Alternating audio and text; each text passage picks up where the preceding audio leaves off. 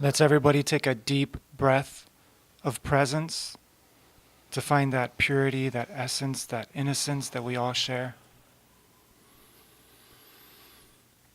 And let's let go of all resistance, all limitations, everything. Be willing to let go so we can truly receive.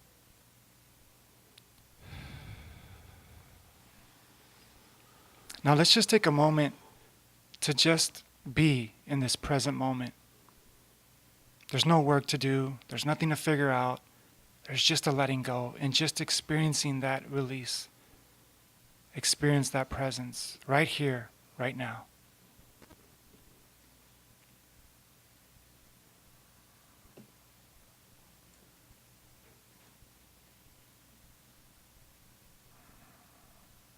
Let's all take a deep breath together. And all of us together as one presence ready to receive. Cool. Thank you, Michael. Thank you. Welcome to Are We Where Yet with Johnny Awesome and Tori Black. We're here in episode number 5 of the Are We Where podcast. Are We Where Yet, sorry. Podcast. I'm your host, Johnny. We got Tori here. And first, we're going to start off with a little bit of business. We want to announce our new partnership with North End Coffee House. They're over at 202 First Avenue. If you mention our podcast, 10% off or a free cookie. Everybody likes cookies. You get a free cookie. You go say, hey, I heard it on a podcast. And you get a free cookie or 10% off your order. And also our other partner, Studio Y, who's given a great deal. It's a great deal, right? Yeah, absolutely. 25% off. We're very grateful for Amanda and everybody over there.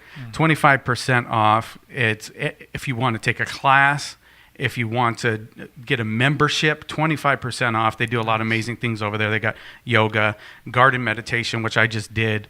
I think on Tuesday with Sherry, who was our last guest. Awesome. Yeah, we did a garden meditation. It was a great time. So 25% awesome. off Studio Y. It's downtown Yuma, Arizona on Madison Avenue. And you can also find them on Facebook and the like. So I want to thank them. And also give a quick shout out to iNerd, who fixed my headphones. I got Beats headphones on. These are very special headphones to me. My wife bought them for me.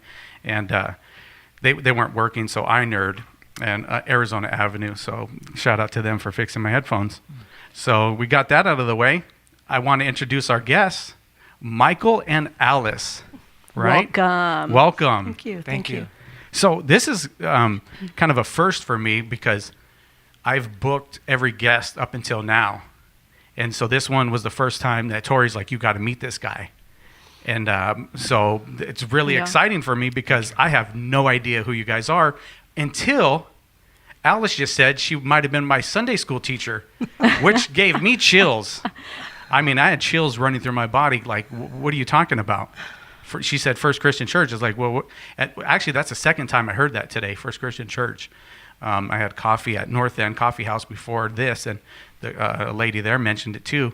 I haven't heard that church in quite a long time, and I'm hearing twice now today, so there must be some connection going on. Probably. So anyway, let's start with Michael. Let's get a little bit about your story. So it's the Are We Where Yet podcast. So tell me where you're from. Well, I'm born in LA originally. But Okay. I lived in Yuma for a long time, and I was, in and out of incarceration, in and out of Arizona, California, Mexico. Just got into a lot of challenging situations. So you're saying challenging situations. So LA, I think automatically gangstas. Is that your challenging situations, a little bit of gangs and... It was mostly here in Yuma. Oh, here in I Yuma, went to okay. California to get, not out of here, but they didn't want me here. Oh, so you I went left. to California, and they didn't want me over there. So I'm like, nobody wants Nobody me. wants you. You're a nomad. You're Yeah. nobody wants to claim you, that's kind of interesting because I know a lot of people that left LA to come to Yuma to get away from that life. And so you kind of did the opposite. Well, I didn't want to. It was forced upon me because, I just got transferred everywhere. And when I got released, I had to be where I was at. And it was like, try to come back to Yuma. Yuma's like, no, they were arguing with the law system, the judicial system of you guys have them. No, you guys have them. No, we don't want them. Wow. And I was Wow. like, then what do I do? And I stayed in San Diego. I got a good job there, and the 9/11 happened and I lost my security clearance. It's amazing how I got a job with good security clearance in the Navy, just coming out of prison. Don't ask me how. Okay. Yeah, it's just, yeah, I've Just seen one of some- those things, one of those like tiny miracles that. Oh yeah, I've seen a lot of Okay. that. Yeah. And not even believing it, I seen it, and that's why, in a nutshell, I opened up to this world. I opened up to the unseen and the unknown because I couldn't explain 80% of my life. It's if I look back at my life, it seems like I'm looking at a movie that's fantasy. That's full of, unbelievable things. But Okay. what do you want to know? So you just kind of segued in, and watch out for the mic stand if you hit that, it kind Okay. of pops. But so you kind of segued into that because you didn't know how you got this security clearance coming out of jail. So that you said that kind of opened your eyes up to this spiritual path that you're now on. Okay. Well, So- that was one of many. I mean, one of many. yeah, I didn't open up right away because I did work hard to get that position. But without getting into too many details, they were watching me. They seen that I was the first one to get to work, the last one there, and I would do extra. Like I just, wanted to work. And they watched me for 2 weeks, and in 2 weeks they bumped me up to what's called a QAT, a Quality Assurance Tech, which means I was the one that went to the most dangerous places of the ship to do the work because I wasn't afraid. I actually wanted to, quote, die. Oh, okay. Yeah, so so you were it ready was for like- it. You had no fear. I had no fear. There was nothing holding Give you me back. the hardest, give me the most dangerous job, I do it. Okay, so that no fear kind of led you and guided actually- you into. Yeah. Wow, that's pretty awesome. And so, like, to get into the spiritual thing, since we kind of went there already, you guys, both of you have an organization, Yes. and I'm probably going to mispronounce it again. So I'll let you guys. Samadhi. Samadhi. Samadhi. Sea of wisdom. Yes. See, that's what that means in Sea of wisdom. What language is that? Samadhi is Sanskrit, and Sanskrit. it means, well, in actuality, nobody knows what it truly means, but the closest meaning is unity, oneness. Okay. But nobody knows what it actually means. It has a meaning that has been lost in translation, but the closest one is unity, and that's what we stand for. Okay. So Right on. this is what is Samadhi? You want me to You want take it? Oh, whatever you want to do. Do you want me to go ahead? Yeah, and go ahead, explain that Alice. one? Yeah, that's fine. Samadhi is actually a creation that Michael and I put together because of our backgrounds being so different. And coming into this life, I've only been into, if you want to call this spiritual life, for 4 years. And we decided we wanted to unite all people, no matter what your religion or your label, the background you come from. We didn't want separation. We want to create a place where people can come and just be. Their beliefs, they don't need to leave their beliefs. And this is a part of meditation. We use meditation as a tool to bring people together. Yes. Okay, so and then you said it, background's different. So introduction was I might have been your Sunday school teacher. So let's get a little bit of your background. Okay, well, my name is Alice, and my background is 35 years in Christianity. Okay. And I never even heard about the word awakening. I never even had any curiosity about meditation because I was taught that it's a place of, like we said, the unknown, and you don't want to put yourself in that danger. So I just stumbled upon it at a book signing party. An author here, a local author, she wrote a book and had a book signing party and invited me as part of another business I had, kind of like an appreciation. So I was the only one there that was not of a spiritual background except for Christianity. Of course, that's spiritual. Okay. So I met Michael there, and as soon as I heard his story, his testimony, it was incredible. I wanted to know more because even though I was in the church, I just felt so lost sometimes. Okay, so you said how many years? 4 years now. No, but before that in 30 Christianity. Oh, about 35 years. 35 years in Christianity, and then you kind of, with your own words, you said 4 years on the spiritual path. Yes. So you kind of like Christianity wasn't part of your spiritual path. In one way it was, but you don't recognize that as an awakening because you said you kind of felt lost. Yes, it was very dear to me. I mean, I was only 15 when I accepted Christ. And I worked for many years as a Sunday school teacher at different churches. I dedicated my life to Christ and to helping children and working in the church. But I still felt very isolated and lost. Nobody knew it. I knew how to put up a front and smiled, and I was very polite to people.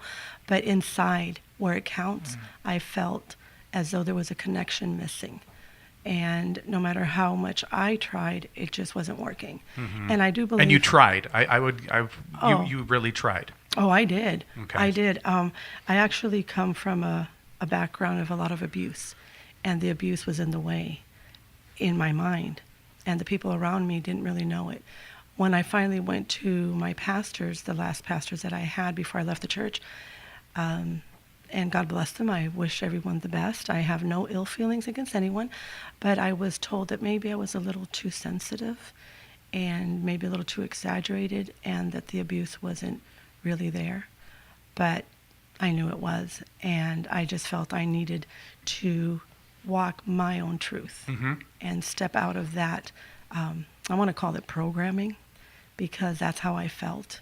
And now what I bring is that background in Christianity and the Bible-based, where I know that God is with me, but I have a different twist with meditation. Meditation is in the Bible. Yes. So our goal is to help people understand you don't need to leave your church, you don't need to leave the Bible, but incorporate meditation and learn how to have that true connection with God from within. Not because someone tells you how, you find it in that silence. That's a beautiful story. Yeah. So you had maybe deeper issues, something that you went to your pastor, you went to the person of authority and said, hey, I have this issue, I need some help. And they kind of said, you're too sensitive. Or they just kind of said, let's just brush this under the rug. Yeah. We have things to do, kind of. Yes, and I was a leader in the church, very high up. I was on the administrative board and all different kinds of stuff. It wasn't like I just sat in my pew every Sunday. I put my effort. And because I knew of my need, I went to them and said, how about if we bring something for the marriages, but something deeper? I don't want just a dinner on Valentine's Day. I want something where we can talk to our leaders. We don't realize that some of our leaders in these churches are suffering from a lot of different things. Because you were a leader, so you're saying, hey, as a leader, I am suffering. You're trying to give them some sense of, hey, I might not be the only one suffering here. Exactly. I might not be the only one with these questions, with this deeper thing that you're telling me the answer is, but it's not answering my question. Exactly. And you know what? I felt there was a lot of contradictory little things, because they invited a guest one day,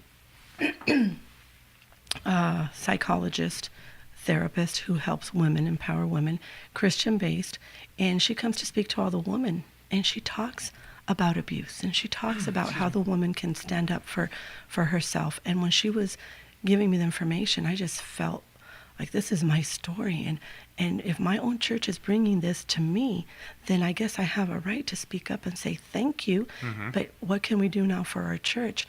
And nothing ever really happened, so I just needed to make my own choice. I walked away, not just from the church, I also walked away from a 35-year marriage. Oh, wow. And so that was very difficult, but it was necessary for my health, mentally, physically, and in many other ways. So my desire is to help other women, especially young girls. I got married at 16, and I would love to be able to share my story with those that suffer in silence. So you have a story, you have something that, some darkness in your past that you want to be able to guide other people through. Say, hey, there's a light at the end of this darkness, that you're not going through this for some obscure reason, that I could bring some help, and then maybe you could bring some help, and you're forever continuing this cycle of helping. And I'm going to say something, John. I really appreciate that you said darkness, because people shy away from their darkness. They fear it. They don't want to face themselves. And I can tell you right now, with my whole heart, that if anyone, man or woman, faces that dark side, that's where the healing starts. Yes. Because that dark side isn't really dark. It's your blessing. It's your teacher. But when we are afraid of it, when we don't want to face it because it's too much. Maybe the ego, maybe, what are people going to say Yeah. because I'm such an upstanding citizen in the community. I mean, we owned a business here for more than 25 years. A lot of people know me in this community. And Really? it was very difficult for me to leave that life, but Because they want to say, like, no, this is Alice. I know Alice. Right. This is her. She Yes. goes to church every Sunday. She Yes. teaches the kids. Yes. This is who she is. So you had to face the fact that, okay, they're going to be taken back by this wasn't Alice the whole time. Yes. That Alice was just putting out this image that everybody else wanted to perceive, but Alice wasn't being fed herself. Exactly. And I still have a lot of my characteristic. Of course, I still feel that I stand for a lot of the things that I believed in. What I do now that you can say is a little different is I faced my dark side, and I came to terms with it, and I forgave myself. See, because when you accept Jesus Christ, you're told, okay, you're free to go. You accepted Jesus Christ. Here's the Bible. Go ahead and, you're saved. It's done. But they don't teach you what to do with those thoughts. They don't teach you what to do with the guilt of the things that you've just asked forgiveness for. And that's where meditation really does help. Yeah. It saved my life. I would not be sitting here if it weren't for meditation. So then you're saying, like, okay, it's like, okay, you accept Jesus, and they give you like, where do you go next? It's like, it's Yes. done. It's what are you worried about? It's almost like, Exactly. okay, you just be like the rest of us, and don't Copies ask of questions. Copies of copies. Yes. Okay, so Michael, do you have a similar story? Were you confronted with Christ in that way at all, or? Because I tend to, because the reason why we share our testimony is really to what's called wake up people. Mhm. I don't want the attention on me. I want the attention on spirit, on the Okay. presence. And the one thing is that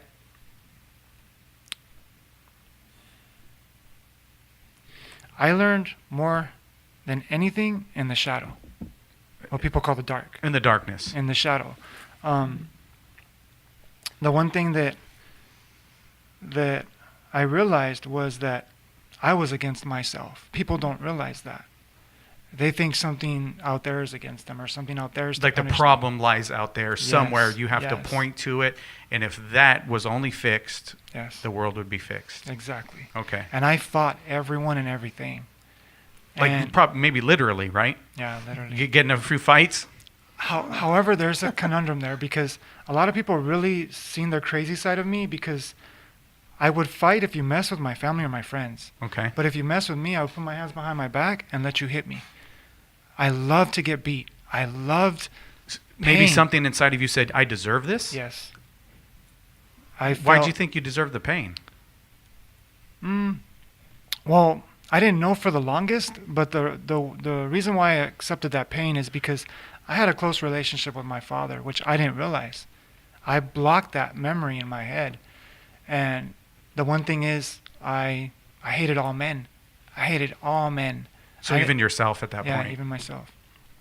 And I was doing my best to gain friendship, to gain acknowledgement, because that's what made me feel important, the ego, right? And I did things for people. I did time, what we call prison, for people. I got scars on my body for people. I did everything to gain acceptance, to gain love, which I didn't want love, but I didn't realize I did. Everybody wants love.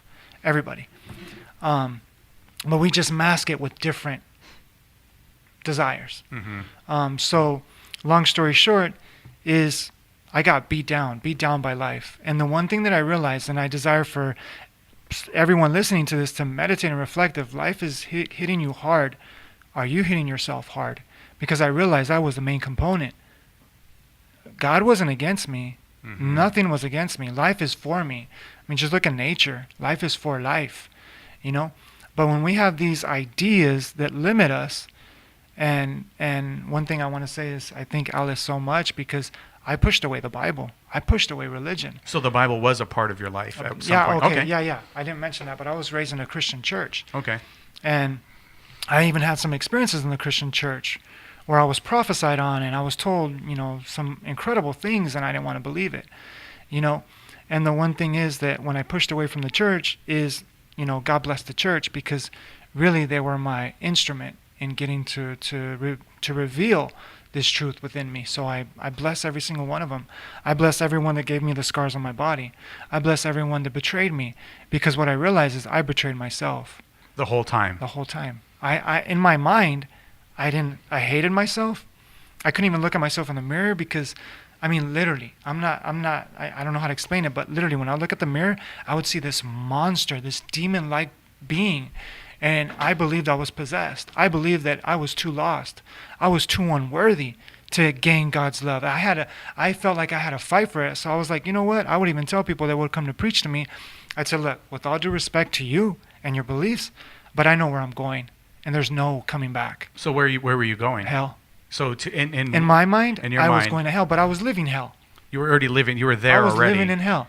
So that Yeah. was. So it was like, how bad could hell? Excuse me. How bad could hell be? If I'm already living hell, why am I scared of hell? I'm already living it. I don't know if it's too much, because that's why I said I don't know what I can say and what I can't say. You can say whatever you want, man. Thank you.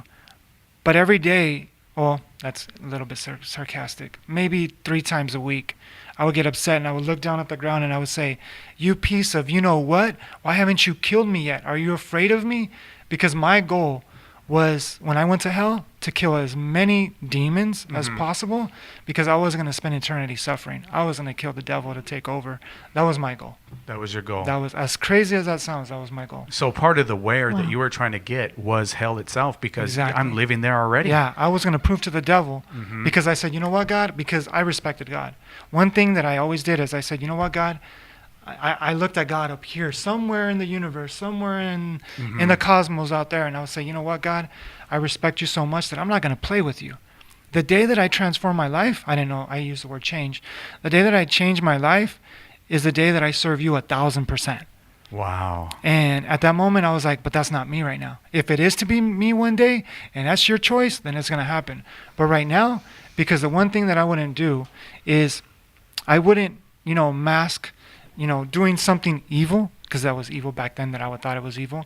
And then I would say, you know what, God, forgive me my sins. And then I would go back and do it again. Forgive me my sins, go back and do it again. And then when I went to prison, I didn't even pick up the Bible, because I said, you know what? No, the easiest thing is to pick up this Bible and say, God, I need your help. To kind of pretend But I said, again. I'm going to do this on my own. I told God, I'm going to do this on my own. Okay. If I'm not able to do this on my own, and the day that I transform or change is the day that I'm going to serve you. And here we are. So, okay. So for both of you, so what brought that change? Because obviously you're not beating yourself up Right. anymore, right, Michael? I hope No. not. No. No. There's no more Well, of you that. know what? I'm going to be very honest with you, because we believe in transparency. There are times when the brain says, you know what, Michael, you're not doing it right. You're But you know what? I know what I know. See, that's the thing. When you fall and you stay on the floor, it's because you don't know you can get up. Mm-hmm. But my message to people is, you can get up. You can get up. And the thing about it is, the fall makes you stronger. Look at a baby. When the baby falls, not to give a class, but when the baby falls, it has to use its limbs, its muscles, its intention, its will to get up. So what is being built? What is being strengthened? The will, the desire, the intention. So the shadow really builds our desires, really builds our intentions, really builds our very essence of who we are. But when we want to escape from that, when we want to ignore it, when we want to cover it up with happiness, and like she said, I did the same thing. Oh, I'm happy. There's nothing wrong with me. I'm good. But inside, I'm like, please, somebody help me. I don't know what to do. If we don't voice it, see, we live in so many masks that's why we are where we are.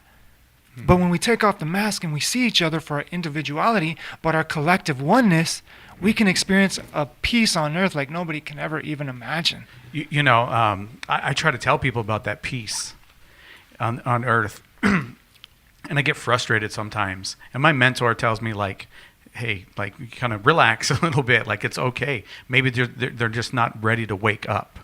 You got to be, it took you a long time. Like, and my mentor was there since I was 15, 16. Wow. And so, like, he's like, it took a long time for you. So it's going to take a long time for some people. Yes. But you just got to be okay with that. And so I get the passion of trying to wake people up.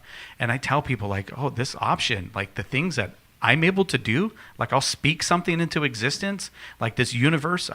I was talking to a lady today. She was an atheist over at North End Coffee House. I went there and had some coffee before this, and she was talking about how she's an atheist. She doesn't believe in God. She had a horrible life. Her husband left her for another woman, and like all these horrible things. And she's like, she went to First Christian Church, and it just didn't stick. The stuff doesn't flow for her.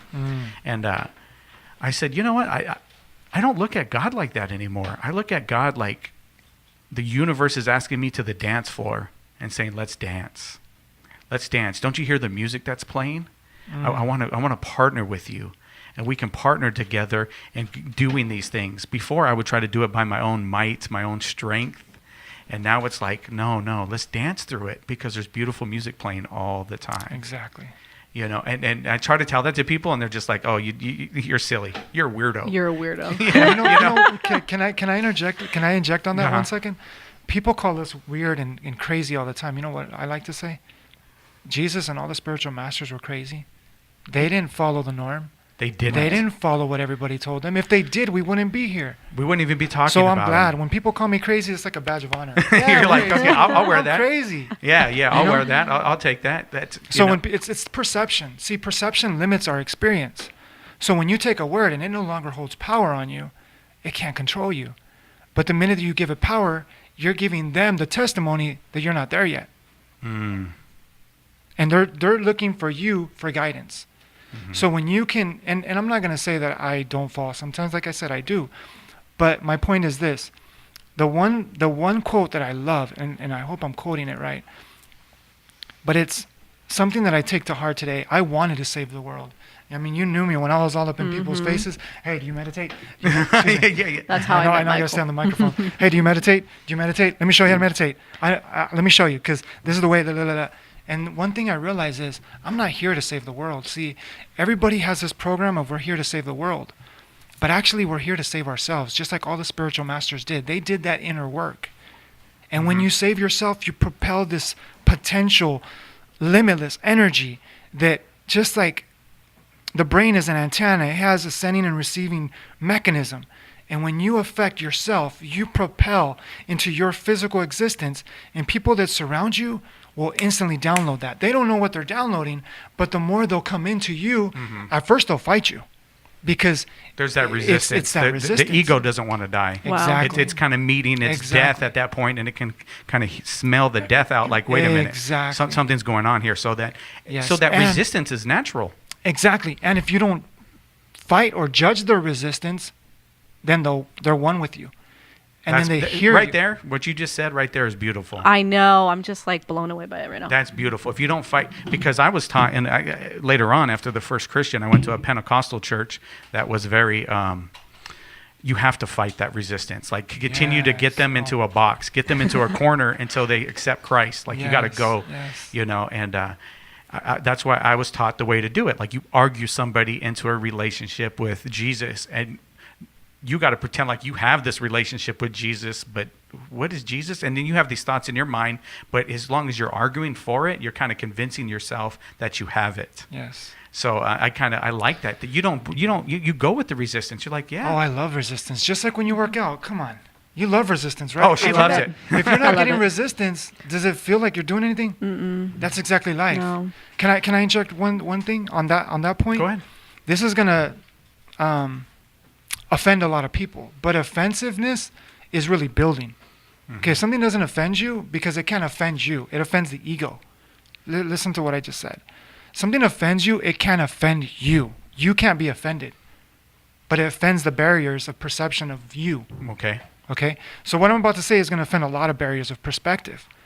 But if we reflect on it, meditate on it, it's the truth. Okay, all spiritual masters gave glory to one presence, not to themselves. But in all religions, we want to worship, we want to give praise, we want to give above me acceptance of a deity, right? And to me, because I feel not that they're pain, they don't feel pain, but they feel like this confusion for people. It's like, wake up. I didn't give my life for you to worship me. I gave my life so you can worship the source that sent me. Exactly. So here's what I got to say about that. When we get the middleman out of the way, you get the source and you get the pure message. You get the pure essence of who you are. But when you use a middleman, and I mean, if that's where people got to start, God bless So them. maybe it's a starting point. Yeah, it's a starting point. But the people, I'm going to say the people that have this resistance towards systems, they're already there. Because the systems is the thing controlling your perspective. Mm-hmm. Okay, I don't mean to just be disrespectful, but education, religion, even the political government, okay, all of those systems, they want to control you by perspectives. Now, we can respect their place, but know that our part is just to like enjoy that experience, not to judge it. Mm-hmm. Because when we can come in with that, think about it like this. I like to say one thing. That's why we call Samadhi the sea of wisdom, not the sea of information, not the sea of education, not the sea of ego. And the sea of wisdom is this. We look up at the sky and we can see far. We got telescopes, we got satellites. I mean, we can see this whole planet. We can map out everything, but we can't map out the ocean. We can send images that read, but we can't see what's down there. Mm-hmm. And why? Because we're scared. We're scared because there's so much pressure. There's the unknown. There's darkness. There's creatures that we haven't even discovered yet. That reflects the human experience. We're so afraid to go within ourselves because we're afraid what we're going to discover. And it's a lot of pressure on you. To go within yourself, it's a lot of pressure because things, the guilt, the frustrations, the stress, the anger, the resentment, the fear, all those are pressures that are inside of us. And if we're not willing to face those pressures, we're not going to take those masks off. We just cover it with another mask. We just cover it with another mask. And when we can dive deep within ourselves into that sea of wisdom, we won't depend on education. See, if you look at all the greats, just look at the age where it was the age of enlightenment.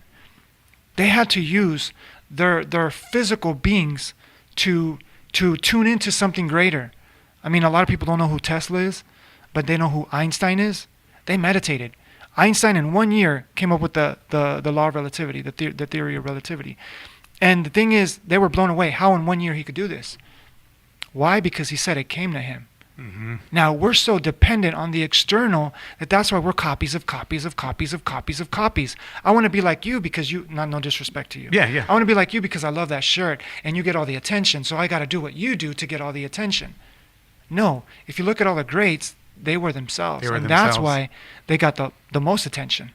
You know, and Tesla, I think everybody in this room loves Tesla. I love Tesla. I love Tesla. Yeah, that's like Thank you, Tesla. yeah, Tesla all right? the way. Because Tesla was himself all the way to the fact that he loved a pigeon, which is like weird, but I don't care. Like, cool, he loved a pigeon.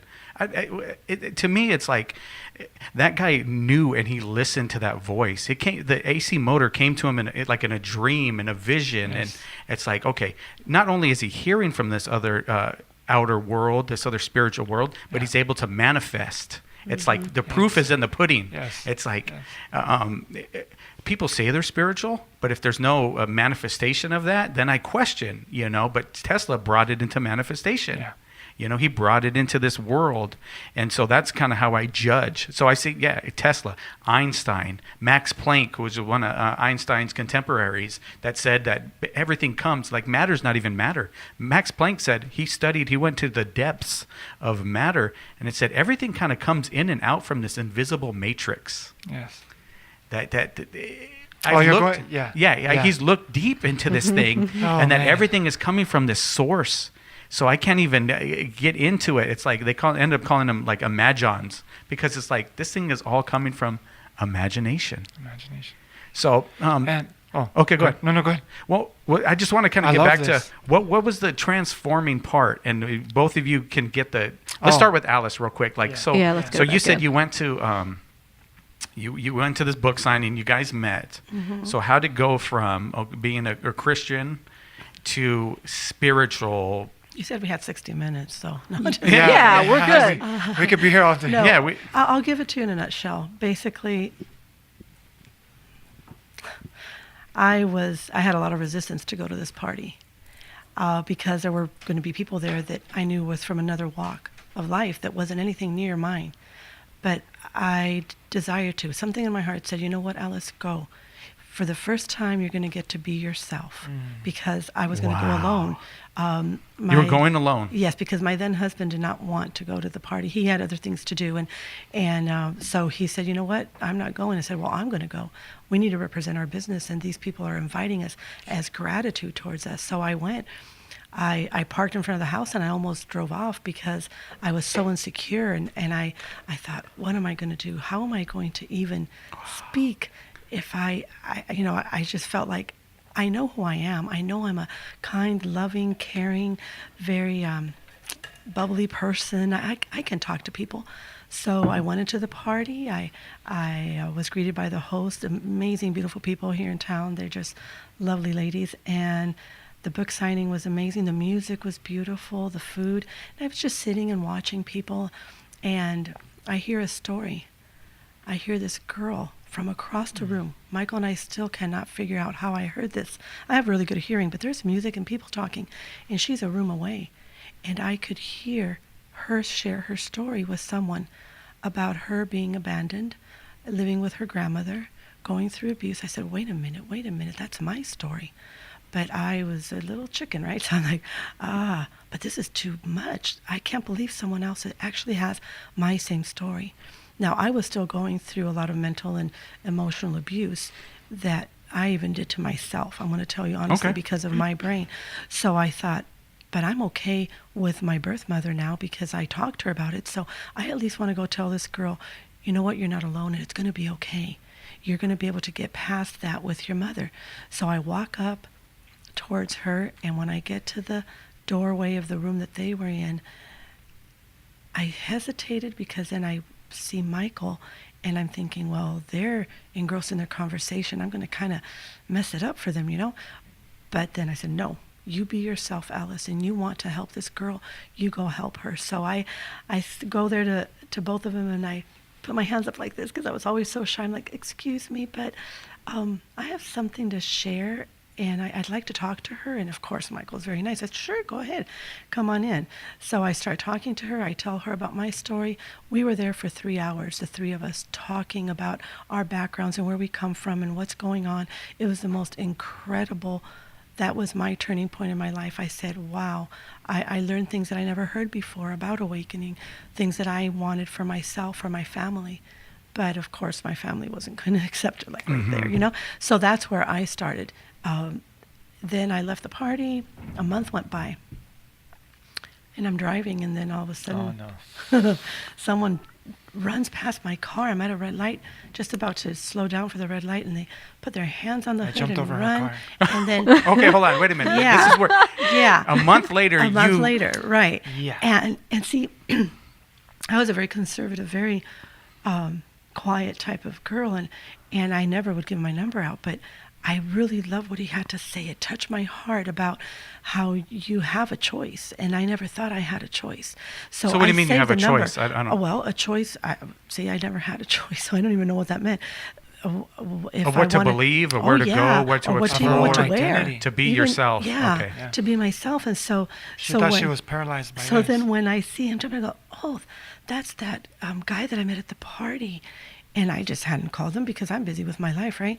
But I thought it was kind of interesting how he just jumped out in front of my car. So I love that. Doesn't matter. So, yeah, I think that's super cool. That was incredible because otherwise, I mean, a month had passed by.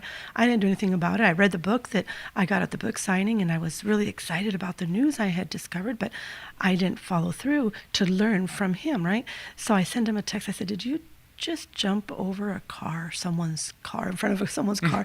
And he says that he was catching a so bus, embarrassed when I and got he that said that he text. was looking around like, who the heck saw me? What is this? And I go, do you remember me from the party? And then, oh, yes. And so then we start talking, messaging back and forth, and I wanted to know more. I would take my Bible when I would study with him. I would take my Bible because I believed, if it's in the Bible. But the more he would share, the more he would tell me about how this works, how the brain and the heart and all this, I said, Michael, everything that you're telling me is here. And when I go to church on Sunday, I hear it in the songs, I hear it in the preaching, but these people just don't know. They don't feel it the way I'm feeling it. This is so different. So it just merged into Amazing. Samadhi. So Wow. I would like. go ahead.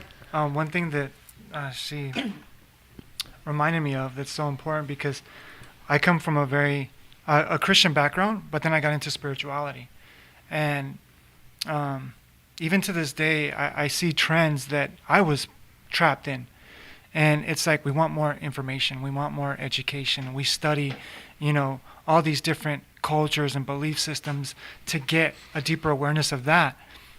And I fell into that. And one thing that I realized, and I'm sure a lot of people are going to identify with this, is that the more information you get, that ego does not get full. No. Right. It wants more. Uh-huh. It's like, I figured this out. Oh my gosh. And I figured this out. But now I know this, and now I know this, and now I know this, and now I know this. And each one of these is like, but then this comes this, and this, and this. And it's like this. It's forever. This animal that's Yeah. ever hungry. Constant. Forever hungry. And the one thing that I am so grateful to Alice, and that's why I fell in love with her, because her love for God, her love for spirit. Because let me say something really quick. We say God, but it's just a label of something that can't be labeled. Exactly. It's an essence. It's a presence. It's a blah. There's no know? name. The only time I've read in the Bible that it had a name was he said, "I am." That's it. So basically, when he told Moses to, Moses is like, well, who do I tell the people that's doing this? We'll say, "I am." So Moses literally had to go and say, well, who's doing this? And Moses had to say, "I am. I am doing this." Yeah. So isn't that beautiful? And if you think about it, it's true. Because Moses was the voice of God. Yes. Because he stepped up to the plate. See, every one of us listening on this podcast, everyone, even those that haven't listened to this, we're all the I am. And we have the opportunity to be the I am. But we think we got to earn it, like I said earlier. I don't want to sound like a broken record. But, however, the thing about it is, it even says in the Bible that our mission is to become God-like. But yet when people hear that, it's like, no, you're not like God. Mm-hmm. It says in the Right. Bible, I'm like God. Yes. So if I'm not going to accept that because you're going to get offended, then what I'm doing is I'm hiding my candle under the table like Jesus said not to. Exactly. Jesus wanted us to have the candle, because if you hide it under the table, you're not going to see anything. Yeah. But if you bring it up, and this is where, if you guys, if we can plug in something right here, are we able to? But yeah. Yeah. Yeah, we do a daily word every day. And the thing about it is, my background is Christian, but we don't focus on one single religion. Yeah. Our emphasis, our motivation, our inspiration is that everyone is confused in every religion, in every belief system, in every system. Okay? So we want to use that as a door to say, look, we're reading from the Bible, but there's awakening here. Look at the awakening, and wherever you're coming from, everybody's trying to say the same thing with different words and different labels and different concepts. But when we put away the concepts, we get the essence of the truth, because we will feel the union in all. Yeah, you feel the unexplainable.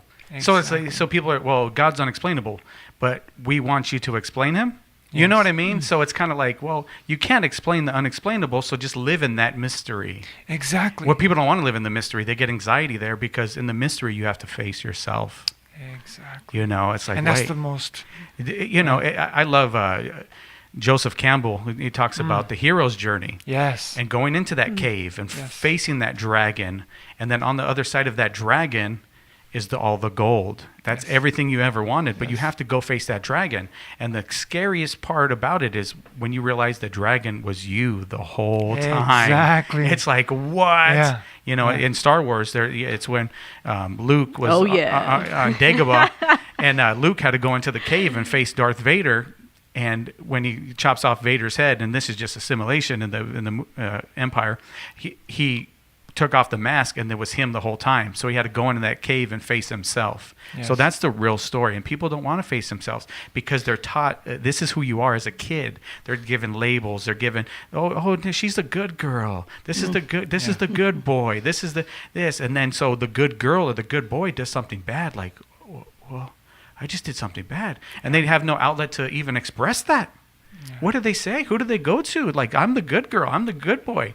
Who do I talk to and express these feelings? People coming back from the wars, yes. PTSD, like had to go do some atrocious things to another human being, go murder people and kill them. And they're like, this was in me the whole time. And they come back here and try to live a normal life. Yeah. have nobody to talk to. Yeah. To say, hey, there's this demon that's in me. There's this thing that lives inside of here. How do I reconcile that? Yeah. But it's in all of us. Exactly. You know, Jung, who's one of my favorite authors, Yeah. Carl Jung, and he would he was a Swedish Jew, and they wanted him to condemn Hitler, like, well, speak out against Hitler, which would seem obvious, right? You know, he's killing your people. He's like, no, because you don't know who's inside of here. He wouldn't Exactly. condemn Hitler because of himself. He's, I'm capable of doing the same things. Exactly. And people don't want to realize that. They don't want to Good face point. that. Good point. Yeah, they don't want to face that they're capable of it. But it's okay. If we're all capable of it, let's all have a conversation around a desk and talk about it. Oh, you just touched on something that how much more time do we have? We got time. You're good, man. Yeah, okay. Because we're diving deep, and that's our goal. So thank you, because we can't really conversate with people about these very foundational things. This is foundation. We're tapping into foundation. The darkness is foundation. Okay, so I mean, just look at the womb. It's dark. Okay, that's Your place of birth, where you Exactly. start. Exactly. So the one thing that you were saying that I love is, we're reading this book right now, because if you do read a book, I want to give you a little bit of emphasis on how to read a book. Go ahead. When you read a book, you don't read it to get full of information, of education. When you read a book, you read it as if you're writing to yourself. And when I've you never heard read- anybody say that, but I love that. Yeah, when you read it like you're writing to yourself, then you open up that you are that. And you learn, and you even tap into that vibrational intention of that book, instead of your concepts, your beliefs, and your ideas on what you're reading. Okay, so my mentor would say, like, you go to a book not for the origination of truth, but the confirmation of truth. It's supposed to confirm the truth that is already in you. Yes. And for the podcast, we did a little thing on Facebook, and it was, where would you rather find yourself, Labyrinth or Never-Ending Story? And everybody in this room chose the Never-Ending Story. But the reason why I love that is because he realized he was the book. You know, if you're familiar with the story, that he had to realize that he was the savior, that he was this thing, that he was the book the whole time. He thought he was reading something. Right. It's like, no. That's a movie? Yeah, Yeah, the Never-Ending Never Story. Ending- You never heard of it? No. Oh, Beautiful. It's beautiful. It's a First- kid's story. That's one of the... It's a good movie. Oh, you got to watch it. It's so beautiful because Okay, he had to thank you. realize that he was the book. He was it. And to me, that just like, That is so true. it is. It's so true. So I like how you mentioned that reading a book is Yeah. like you wrote it to yourself. That- that's beautiful. Yeah, I want to because... step in here for a second. Okay. Go ahead. Because when Michael said that, that was one of the other things that helped me turn my life around. When I realized, you said earlier, what choice, Alice? You didn't have a choice. In my head, in my brain, in my thoughts, I always thought I was going to live my whole life being abused in one way or another. And so I never thought there was a way out except for death. Either I'd be Whoa. killed or until I just die naturally or something, but I was never going to be able to leave that was imprisoning me inside my head. Inside of the Christian church, you resigned yourself to torture. Yes. Wow. I didn't think I had a choice. I did my best to speak of it. Like I said, people would see me and they would have probably never guessed. No one would have ever guessed. And I had pastors come and pray for me at my home because it looked like if I was even possessed. I know I laugh about it because when I think about it now that I know what I know, I just can't even believe how I lived with that in my head for so long. Talk about the people that go to war, but Yeah. being So in you war had that within myself. War going on Yes. inside of your head. Yes. People think you got it together. You have a business. Yes. You have this. And A even beautiful family, which I still do have a beautiful family. But I mean, I was married for 35 years, 4 children, and I just love them to pieces. But it wasn't like I was there, but I wasn't. Okay. So, and you said And- 4 kids. Yes.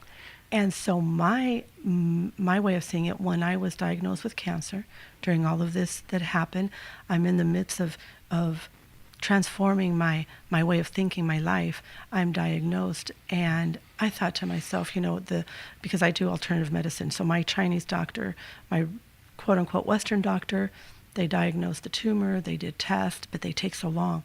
So by the time I didn't want to wait, I went to my Chinese doctor right away. I knew he could tell me right on the spot. And he said, Alice, at the rate you're going, it could be anywhere from 3 to 6 months. So Wow. he said, So when was this? This was about 2 years ago, almost. Yeah. Okay. I don't even keep track. So about 2 years ago. So when he says this, I believe him because he's been my doctor for 14 years and he's helped me with other things. So, and I know of people that he's helped heal from cancer. So I said, wow, 3 to 6 months. He goes, yes, it could travel to your liver real quick.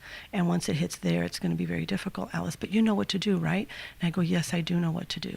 And he would even tell me, but your environment needs to change too, because a lot of the illness comes from that mental state. environment. Wow. So a Western doctor would never have told you that. No, never. No. So as I'm coming back from, from this trip, and I'm thinking about everything that was said to me, I thought, why am I going to wait for a doctor to tell me you have 3 to 6 months? Why? Why? How about if I'm driving and here comes this semi truck or something and I'm done? So my life was really just one more week or one more day or a few more minutes. It could be any moment. I love that. So then what I decided at that time, I said, okay, Alice, and I learned this through the meditation with Michael. I said, you've lived your life to please everybody, to try and make things happen, to try and live the happily ever after. I want to live the happily ever now. So what I'm going to do, so what I'm going to do is I'm going to rewrite my own story, because when I meditate and when I've been learning about what awakening and meditation and what's within yourself and the manifestations that you could create and so forth, I said, I'm going to write my own story. You took the pen back. You got the pad, and you There said, we I'm go. I'm the That's it. author now. Yes. Right Now on. that doesn't mean I did it all the way that it was supposed to be. I mean, She's I'm wrote a having a lot of beautiful fumbles. story. I lost a lot of things. I can say material things. But that's another thing I told myself after the cancer. I'm not taking anything with me in that box. Yeah. Nothing Right. fits Who in does? there. Right. Nothing fits in there. So I said, why am I holding on to all this and living in fear and pain? I was in constant pain because of the depression or because of a lot of things. The cancer was just like the cherry on top. So I said, no, no more. I'm done. I'm done with this life. I'm going to live for me. And as selfish as that sounds, because that's the first time I ever said that, I needed to trust what I've always trusted, and that's Romans 8:28. That was my scripture that I held on to all the time because I knew I loved the Lord. And what is Romans 8:28? Romans 8:28 says, everything works well, or everything works for the good for those that love the Lord and are called upon their purpose. So my purpose was, okay, I love God. I'm going to hold on to that. Whatever else the Bible says, I may not memorize it all. But Romans 8:28 says that if I love the Lord, everything's going to work well. So what am I afraid of? I know what I love. I know that I want to do the best for humanity. I wanted to live that golden rule. I don't want to treat anybody the way I don't want to be treated. I know what unconditional love can be like. I did my best to help my family, to help my ex-husband with everything from therapy and going to other pastors to help us, and nothing would, because it has to come from within. So he has to wake up just the same way you woke up. There's nothing you could do at I that couldn't. point. You Right. have to take care of yourself. And you brought up the word selfishness, which is a word that I had to contend with myself. And it gets to the point where it's like, no, I'm supposed to be blessing people out of the abundance that's here. And so I do have to take care of myself. I do have to be a little selfish, Yes. if that's the word we're going to Yes, use. if that's Yes. Right. Because if To I learn don't to love meditate, yourself. if I don't meditate, if I don't take care of myself, I get funky. I'm serious. You can feel it. I could feel Yes. it. I start to feel off. And go ahead. No, go ahead. Yeah, so I start to feel off, and it's like I have a life coach that helps me out with certain things. Awesome. Yeah, Awesome. and he says like, hey, so when you don't meditate, when you don't take that time to do that, like, how does your family feel? Yeah. And I'm like, you're right. It's like, is that good for them or is that bad for them? It's like, well, I'm trying to spend more time with them. I'm trying to do this. He's like, yeah, but is it good time? Quality. And I'm like, wow. He's like, dude, go meditate. Get away from them. Go do what you have to do. His name is Joshua Shabak. He's a great, great guy. He said, go do what you have to do and then come back to your family and then come back out of the abundance of who you are. So Nice. Wow. be a little One- selfish. One thing that I like to include on what you just said is I love the word that you use, because it just sparked me to a whole nother level right now, because that's one thing that I hear so many people talk about love, but I would like to connect a more authentic word to really emphasize what love is. Unconditional love. When there's a condition, it's not love. It's ego, illusion, idea of what love is to me. Like, that is love. If that looks beautiful, that's love to me. But if it doesn't look beautiful, oh no, then that's not love. I'm putting a condition on it. And when I talk about unconditional love, it has to be for ourselves. We want to manifest unconditional love and peace and harmony in the world, but we don't even give it to ourselves. How do we think we're going to Exactly. experience it? And the one thing that I desire to share, because I think it's important, it's part of my testimony, is that I ask people to die every day. To die every day. Don't wait till death, like you were saying. Don't wait till death to wake you up, or don't wait till death is on your footsteps to wake you up. Oh no, now I got to make a transformation. Now I got to make bigger, better decisions. Now I got to change my habits or transform my habits. The reason why I don't like to use the word change is because Samadhi doesn't want anyone to change. We don't want anyone to change. What we want them to do, what we desire them to do, and we give them the opportunity to do, is transform what they think they are into who they are. So, and you know, that the way that transformation works is that once you think you're somebody different, the change comes. So it just flows out of your natural thought of who you are. Once I started to realize that I am presence, my life started to flow from there. It was like a center point, a ground zero for it to grow out of. Yes. Yes. And so then I didn't have to like change, and it wasn't like this fight to where it's like, don't do bad things. It's like, well, I want to do bad things because I'm a bad person. You know, that's what I was taught. That's the program. I was taught in Christianity, you're bad. Your heart is evil. There's scriptures over and over again that said that I'm a bad person. Yes. I'm a born sinner. Yes. And it's like, what do I do with all that? Like, and then it's like, well, no, you're perfect. You're going to love this. May I inject? Yeah. Let's take the word sin, and let's see it for what it is. In ancient times, words were used as symbology, not just words. They're symbols. People take words as words. But if you take the meaning of the word, you see the depth of the truth of the word. Now, when I talk about sin, it's an ancient term. Sin. It's not sin, it's sin. Okay? Sin meant falling short from the glory. And it was an archery term. The bullseye is the glory. Now, in ancient times, the archers, because people are led to believe that the knights and the ones that knew how to use the swords and stuff were the greatest, not necessarily. For you to get, what is it called? Infamous, like famous or known, if you were a good archer, you were important. Okay. Because you didn't have to be at the front line. Excuse me, you didn't have to be at the front line like last resort fighting. If I was an amazing archer, I get you now. I can do 3, 4, 5, 6, 7, 20 times before the enemy hit the even. And imagine if you have 100 great archers, how many are you going to eliminate? So, and I'm not trying to emphasize war. I'm just going back to the meaning. Because it was a wartime era. Okay, that's why the Bible is based on fighting, on struggling. Because if you change the perspective to the now we don't need to fight. That's one thing that we emphasize, and the thing is, I didn't plug it in, the daily word. We do the daily word every day. And we do a reading of the daily word, which is from Unity. We do a reading from the daily word, and we emphasize from our essence of what that means to us. Because we want people to be able to read the Bible with proper context. Clear eyes. Yeah. So go back to the bullseye. So bullseye. Missing the back mark. to the bullseye, okay? When you miss the mark, if you miss, are we coming down? Oh, okay. I thought you were telling me to go. Okay. If you missed the bullseye, that was instant failure because there was so many people that were good. So if you missed the mark, even a little bit, you failed. You've sinned. To be one of the greats. Yeah. Okay. So you sinned. Okay. Sin is falling short of the glory. Let's take that into what it was really meant to be. Falling short was falling short from your authenticity. Falling short from your greatness, falling short from your purpose of why you are here.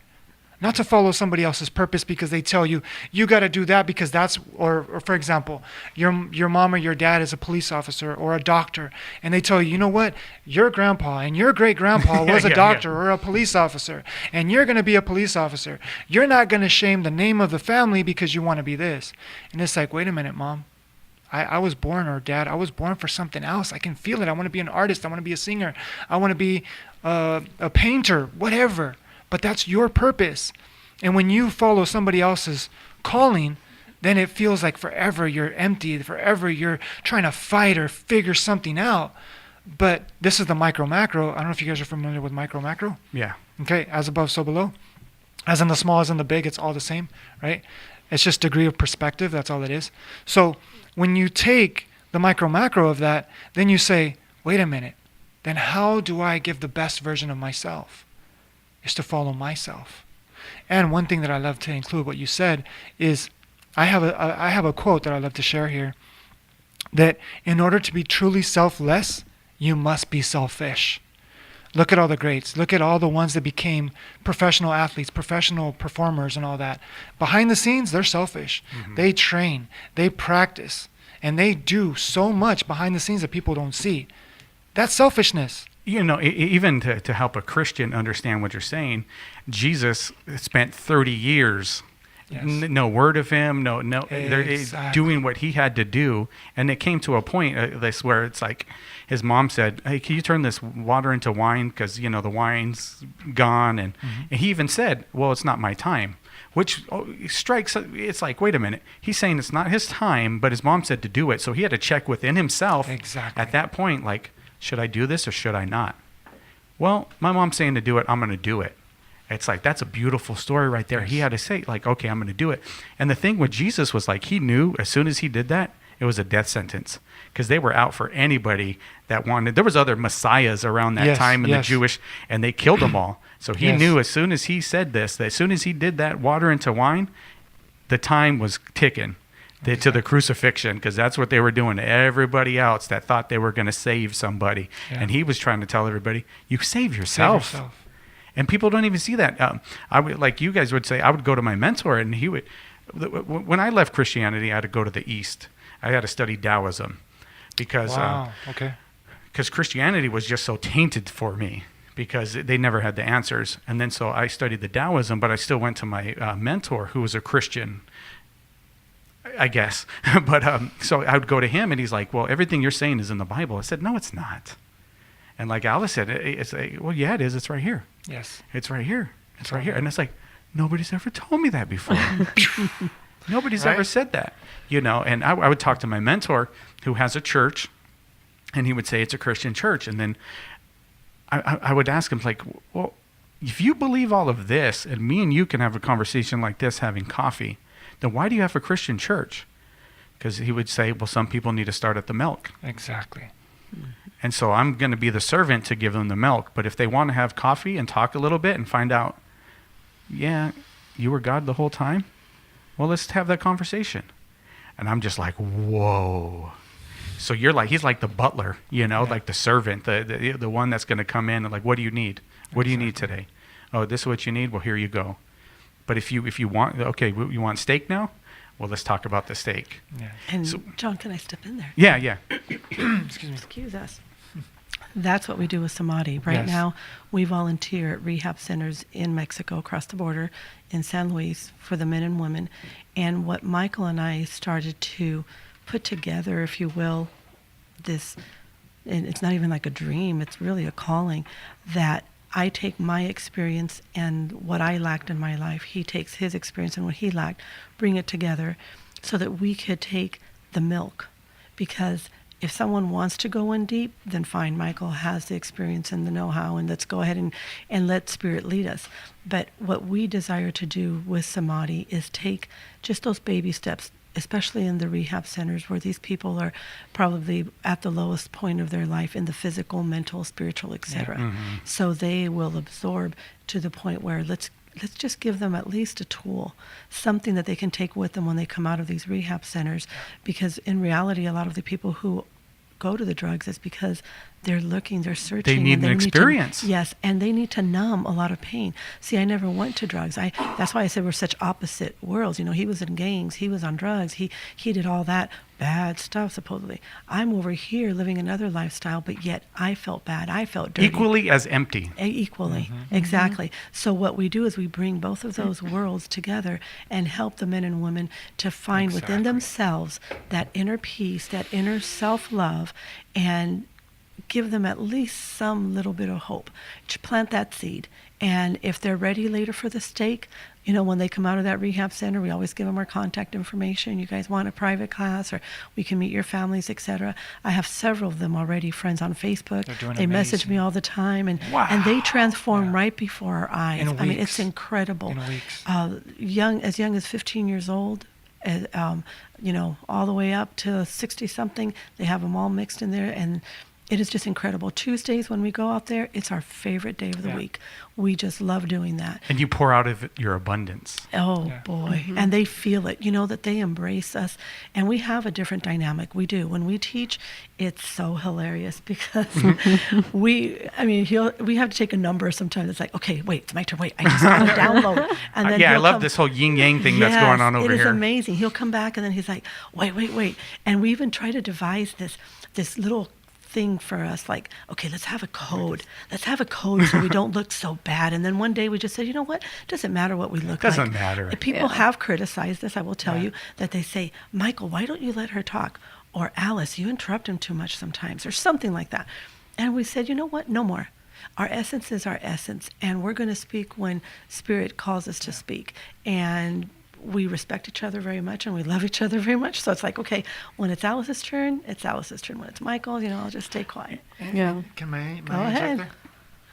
Don't get us started. Here we go. And the thing about it is that when you have a like-minded or like more intimate in Get a the, in little the bit closer to the spiritual- mic. Oh, excuse Sorry.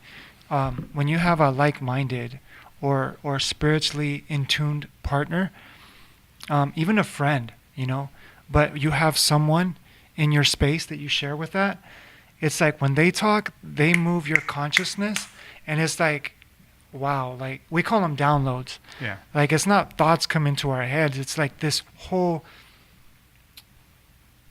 movie of this packet of like we just know what to say, you know? And the thing about it is that it's just a beautiful collage of things coming together. And I'll be the first to say I see it. So Yeah. you don't even really have to explain it other than I see it. Yeah, when we had that meeting yesterday, I was telling John, I was like, this can't happen without Alice. Like, we Exactly. have to have them together. Yeah, she was like, "Do we have another microphone?" You know, Yeah. and then so like this morning I was scrambling. I was like, microphone. I've been telling her that. We've That been, was She, a little funny. she just, Yeah. oh, oh, I'm so glad she said that. I'm Yeah. so glad I went and got that microphone this morning. This thing right here, because I'll say one thing. I can see even she kind of holds you back a little bit. Not holds you back, but like kind of like She's hey, bringing puts it you back back. Yeah. Okay, because Well, one thing I'm trying to do is he speaks with his hands, and And I'm then he trying hits to the do mic. yes, I'm Yeah. trying to help him so he doesn't hit the chords like you said. But But I it's don't want to okay. be too obvious. And then there's times he's a preacher. But it- He doesn't want to own that, but he just when he gets on fire, oh my gosh, I could hear him for 8 hours and I don't get tired. So when I hear him get into that fire, sometimes I'm like, okay, bring him back down, you know, a little bit.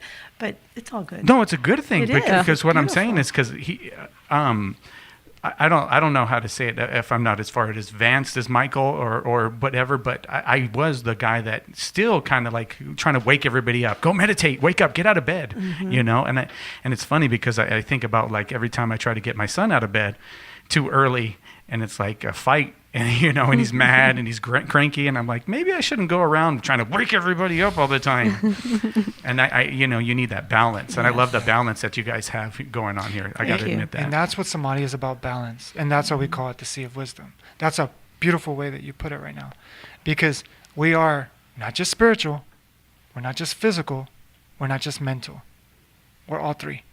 Everything. And the thing about it is, we need to take one factor into the altar of consciousness, which is we're experiencing everything through mind. And that's what Samadhi does.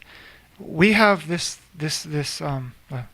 It's okay. we have this Now he's we have this thing that we love to share, this dynamic. And the thing that I realized is, if you know you're experiencing through mind, then what do you need to work through? Mind. Your mind. Because just like the laws of the universe and the laws of the earth, you can't break the law and get away with it. I mean, you can break laws, you know, that the state puts, that the country puts, and you might get away with it, you know, but you're not going to get away with breaking, you know, divine laws, you know. And when you realize As above, so below. This is one thing people forget. And it's like, there's some people like Alice that didn't even know they existed. There's mental laws. And let me just emphasize what we mean by that. If you don't know how the mind operates within the laws of the mind, then what you're taught works reverse oppositely totally of what the mind works. And when people just reflect on that concept, of course, if they need guidance, that's what we specialize in. But when you realize that there's mental laws, and when you really learn how to align with those laws, then you realize that the laws are all with you. Mm-hmm. They're for you. Exactly. They're one with you. To give our listeners, there's a book that I read called Working with the Law. It's a book. It's from, I think, the 1930s or 40s. Raymond Hollowell. Yeah, Raymond Hollowell. And then also the book called Game of Life and How to Play It. Yes. By Florence Shinn. Have you heard about that? Yes. Those books help me understand the laws. Good. Yes. And we're kind of wrapping up here at the end, but this has been a great podcast. It's a total surprise. I'm so grateful that Tori mentioned and put this together. Thank you. And I wasn't able to make the meeting, but she took it upon herself to go there, and she was like, we need to get that other mic. And I'm so grateful because Thank sitting you. right here Yeah. is my old Sunday school teacher, Yes. which Thank is, you. so 4 kids, Naomi. Schaefer? No, No? that's the other Naomi. Okay, so who's Yeah. Naomi? Yeah, that was a little crowd. Naomi, and that one was Quinones was the last Okay. name. Then. And Matthew Hoss. I remember Matthew. Yeah, so it was all that little bunch. Eunice was also one of the little bunch. That was the younger sister. And then Brent was Matthew's younger brother. Okay. So it was all that little bunch. Your mom, actually, so that you kind of get the time frame, your mom and Matthew's mom, which is Ginger, both of them were the first ones to go knock on my door when I moved to Yuma back in '93. Stop it. They knocked on my door to invite me to First Christian Church. Now, at that point in my life, I had left the church for a while because it's a lot of personal stuff there, but we had kind of left the church. But I missed it. So I decided, you know what? I'm going to go back to the church. Now, we come from a Hispanic Pentecostal background, so that's even, Okay. okay? Yeah. So First Christian was not Hispanic, and I said, that's okay. And I gave the announcement at home, you know what? I'm going back to church finally. And in the beginning, your mom and Ginger would go pick up my 3 little girls back then that I had. Now I have a son as well, but they would pick up my girls and take them to church because I worked 2 jobs and I couldn't take them. And finally I decided, you know what, I'm going to go with my girls because everybody at First Christian Church just knew the 3 little girls, just all of them by themselves all the time, no mom or dad. And your mom, actually, like I said, was the first one to knock on my door. Wow. This is tripping me out. I guess one thing about my mom is, so she's still into I love her to death, but the religious kind of block on her mind is kind of there. And but it's a trip. When I talk to her about these spiritual things, she's like, I know what you're talking about. Yes. She can feel it. She can feel it. That's the way with with Michael's mother. I know you're wrapping it Yeah, up, I but wanna share that's something the on way that. it was with his mom because she Yeah. was in the Christian church. She meditates with us now. And now she What? meditates with us. Wow. She was like the most. Oh, excuse Well, me. Go ahead. See, She was that's what we do. Give me 1 second, sweetheart. Sure. Because I do take pride in this. I Yes. didn't want to meet her in the beginning because I was a little afraid. I was a Christian woman studying with someone about, all this metaphysical and meditation. I said, oh my gosh, I don't know if I want to meet your mom. And then he says, oh, but you'll love her, and of course, but then all of a sudden I'm telling her, listen, it's in the Bible. And when I start sharing with her, now she meditates with us. And her favorite thing to tell us all the time when we leave for our different missions or presentations, she says, go do what you do best. they're And she blessing. knows that both of us have a different dynamic. Yeah. She'll look at him, go do what you do best, Michael. Alice, you go do what you do best, because she knows we're so different and we balance each other out. And now she's meditating. And one Wow. one thing is that if I may give you some advice from personal experience, is just love your mom where she's at. Don't have any resistance that she's not open to it. Mm-hmm. Because I'll tell you one thing that I learned from Alice is when I had resistance with it, because I was like, Mom, like you think it's like this, but it's like this. I mean, how can you think that there's an unconditionally loving God, but yet you think He judges you? Yes. It's like I was like, come on, Mom, it doesn't make sense to me. So I was trying to. Yes, That's a word yes. we use a lot, right? I was trying to get her to wake up, right? But then when I realized, wait a minute, it's not my job to wake up my mom. It's only my job to be the light, to be that essence, to be the example. And when she sees my calmness, when she sees because I was a very angry person. I was a very, yeah, for another very, podcast. yeah, that's another podcast. If you ever So, need a subject okay. on anger, Oh yeah, my point is this, that when she's seen with evidence, and this is what I told her, and this is what, I'm going to say to all people that are in religion. If you really truly trust your deity, your God, your belief of who you are, then you can go into the shadow and bring that. But if you know you're one with that, the one with that will reveal itself in the shadow. Yeah. Has to. So, That's a good way to end it. okay. That's great. I was like, Beautiful. The preacher. So, okay, Michael, Alice, how do we find out more about what you guys got going on? Well, we're actually working on a website right now. Right. Hence, we got Tori the- will I'm be working helping on us. it. Oh, okay. Yes. Yeah. She does amazing work. Yeah. I'm going I to say heard so one thing. much. She's the most talented person I've met in my life. I Thank check this you. out. I'm not joking. Like, I've been a fan of hers for a long, long time, and I was like, I need this girl in my life. Not in, it just as a friend. And I would Yes. watch her on videos, and I kind of like, please meet with me. And at first, she wouldn't meet with me. She was a little bit of a recluse, and I was Shy. like, no, I seriously. And I was like, no, I wouldn't give up. I wouldn't give up. And to me, this partnership right here is just a beautiful It's thing. amazing. Yeah. Seriously, she's so talented. Websites, music, video, it's like, my goodness, what can't she do? And she So- took our picture. Yeah. Yeah. I'm so, So- excited for that too. So yeah, I got to give a shout out to her real quick. So that's Thank cool. you, She's thank working you. on your website. So Right. do you have a Yeah. URL yet, or? No. We're working on that. We're in such That's baby another steps. world to, yeah. Just find us on Facebook. Yeah, find us on Facebook. Just put our YouTube, we names got a out there. YouTube channel. Yeah, put our names, spell it all out, and they can find us on Facebook. And that's So You know spell what? it. Spell it. I have my own individual Facebook. He has his own individual. I have the link that and then it- we have a page. Yeah, in we there. have a page, but the page is really not. Okay. We're working on it. So stay But- tuned then. Yeah, stay We'll- tuned. We'll tell Yeah. people to stay tuned, and then Right. I'll update people Yes. once your website and everything's up. Does that sound Exactly. good? But if we can Perfect. give her number, people can call if that's possible. It's Oh, up yeah, to yeah, you. You can call me, please, because he's always, most of the time, in sessions or working on his inner self. I kind of do the physical work. Okay. So that he could And do that. email. Okay. And email. So you can call me. You want me to say the number now? That's up to you. Yeah, Yeah. 928-920-6464. It's been the same number for more than 20 years. So any of my old friends that want to find me, they'll be able to find me on there as well and get to know that it's really not that scary to go into that dark side because it's not really dark. It's your friend. Wow. So, Email. and the email, Samadhi, which you will S-A. spell that. Samadhi. You want me to spell it? Samadhi, Sea of Wisdom @gmail.com. Samadhi is SAMADHI, and then Sea of Wisdom, SEA, of Wisdom @gmail.com. Right on. Okay. All right. Well, And one thing, may I yes, for conclude sure, with man. one thing? The one thing that I like to tell everyone where we go is I do my own inner work. I don't need the glory. I don't need the praise. I don't need the attention. All I do is my intention is to bring the glory and greatness within everyone. So the glory and greatness that you hear, you feel, you see here is just you seeing yourself. So when we can honestly embrace that, because the programming is so strong that you're not worthy, you're not great, you're not loved.